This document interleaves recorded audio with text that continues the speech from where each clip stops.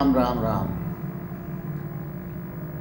एक समय हमने सुना था कि किसी गांव में सब लोग शांति से रहते थे, लेकिन उनके दिमाग में ये भर दिया गया था कि जंगल से कोई शेर आता है और सबको खा जाता है। उस डर से उस आदमी की बात सब लोग मानते थे जो इस बात को कहता था। हमारे कहने का तात्पर्य ये है कि लोगों की बातों में आकर और थोड़ी सी लालच में हम किसी की गुलामी क्यों करें, हम आराम क्यों करें। हमारे कहने का तात्पर्य है कि हम सभी युवा पीढ़ी के नौजवान, युवा और युवती, भाई और बहन, सबसे निवेदन करता हूँ हाथ जोड़कर कि आप लोग इतना तो जान ही गए होंगे 75 वर्षों में, और इस समय और जान गए होंगे। राजनीति पर चर्चा हमें नहीं करनी है, लेकिन आपसे कुछ बात करनी है। नफरत बुरी है न पालो इसे, दिल में खलिश है निकालो इसे। ये वतन, ये भारत न तेरा है न मेरा है, न इनका है न उनका है। ये भारत सबका है। संभालो इसे, संभालो इसे, संभालो इसे।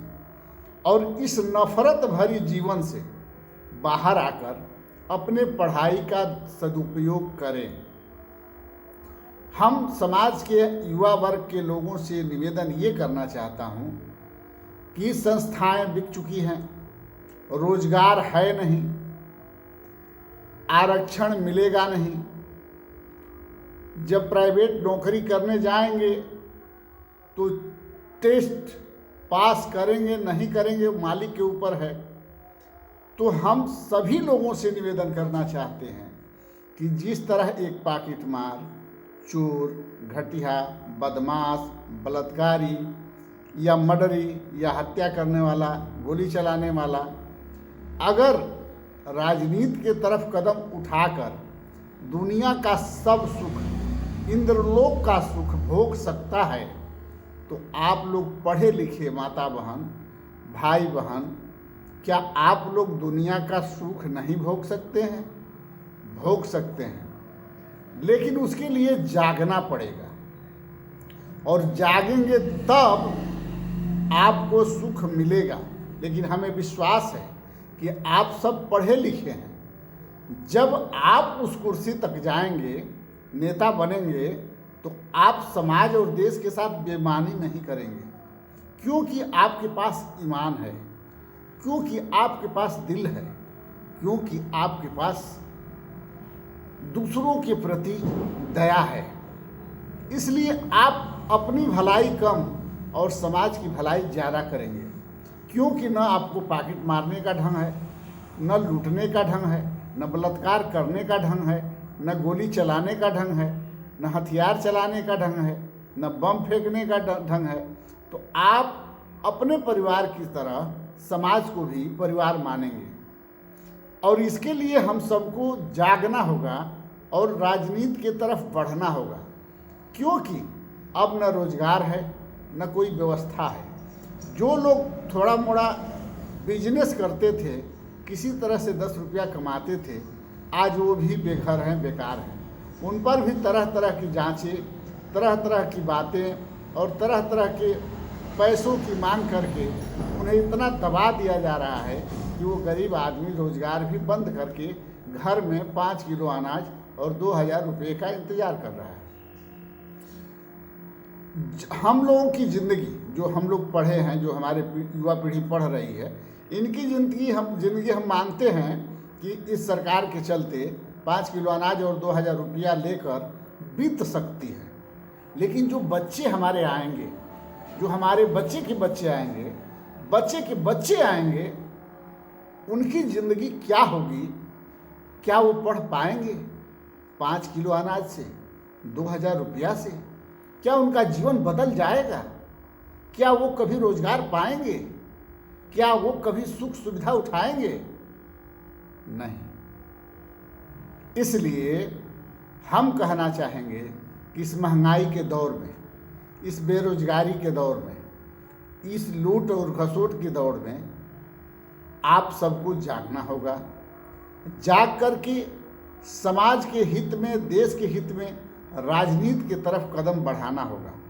और राजनीति की तरफ कदम बढ़ाने के लिए समाज सेवा में जुटना होगा। और समाज सेवा में जुटकर उनकी भलाई का कार्य करना होगा। आपकी मौत किसी रोग से हो जाती है, एक्सीडेंट से हो जाती है, कोई मार देता है, कोई मरवा देता है, या स्वयं फांसी लगा लेते हैं किसी प्रेमिका के चक्कर में, माता पिता के डांट के चक्कर में, फेल होने के चक्कर में। तो हम ये कहना चाहेंगे कि इस तरह की मौत लेने से कोई फ़ायदा नहीं है। इस जिंदगी को समाज हित में, देश हित में लगाते हुए, इनके कल्याण की कामना करते हुए, इनके कल्याण के लिए विचार करते हुए अपने जीवन को दांव पर लगाइए। अगर मौत भी होती है तो आप अमर हो जाएंगे।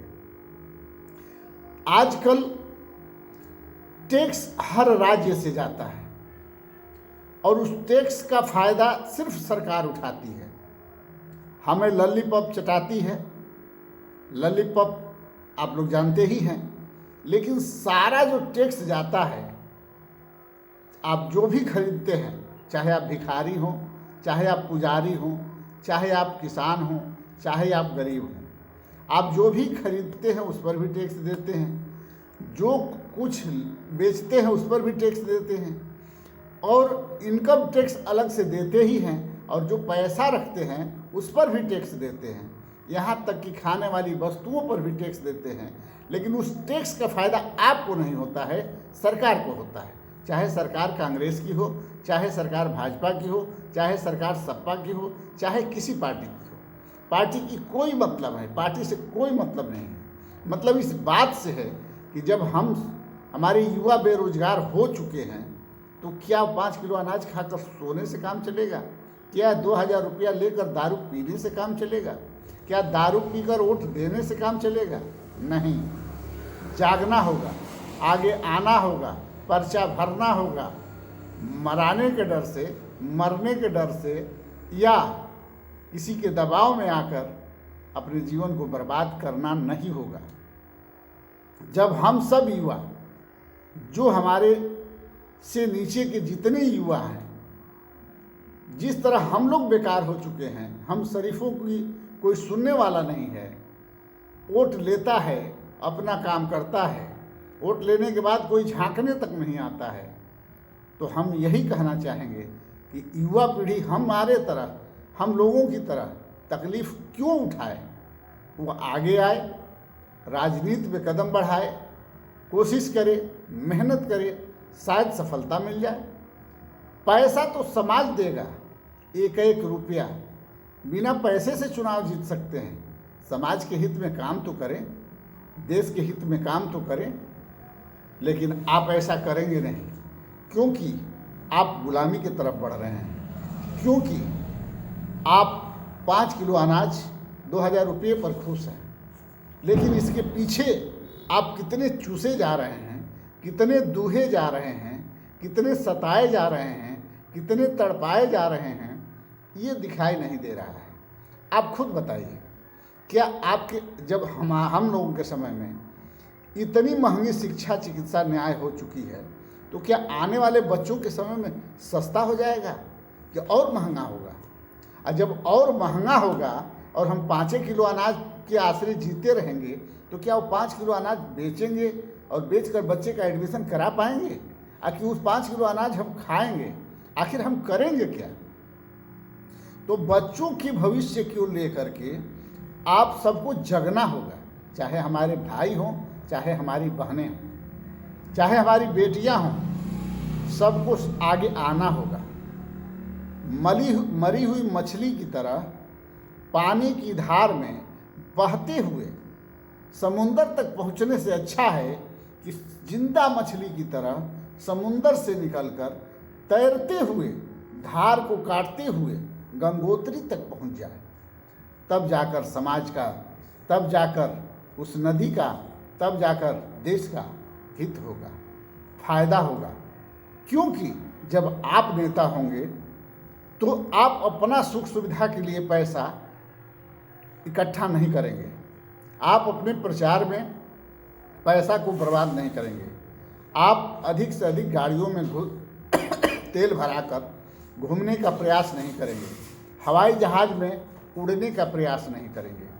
आप शांति से जिस तरह जी रहे हैं उससे थोड़ा अच्छा तरीके से जीकर जो गरीब हैं, जो वोट देते हैं, उनके हित में सभी गांवों को 5-5 करोड़ रुपया सिर्फ हर साल अगर दे दिया जाए तो पूरा वह गांव संपन्न हो जाएगा, संपन्न हो जाएगा। और जब गांव संपन्न हो जाएगा तो नेता और विधायक मंत्री के पीछे घूमने की क्या ज़रूरत है।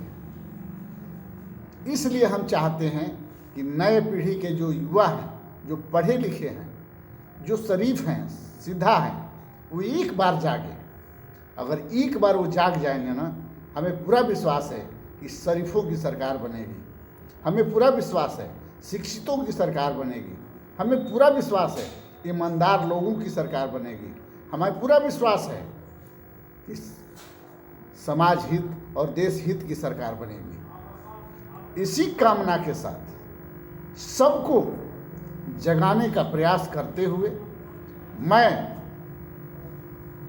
Doctor R.K. सिंह आप सबको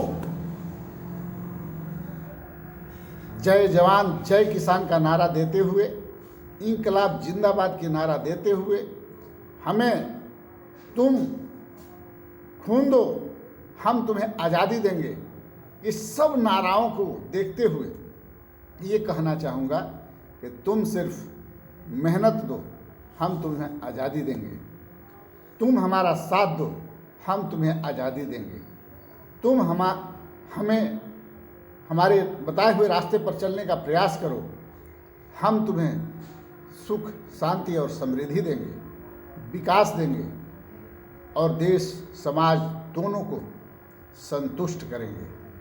इसी सब कामना के साथ मैं निवेदन करूंगा कि हमारे वीडियो को अधिक से अधिक लाइक करें, शेयर करें, सब्सक्राइब करें, बेल आइकन को ज़रूर दबा दें और देश हित समाज हित में काम करते रहें, क्योंकि जब तक पावर में आप नहीं आएंगे तब तक देश और समाज की सेवा नहीं हो सकती है, क्योंकि असंभव है, असंभव है, असंभव है। जय हिंद।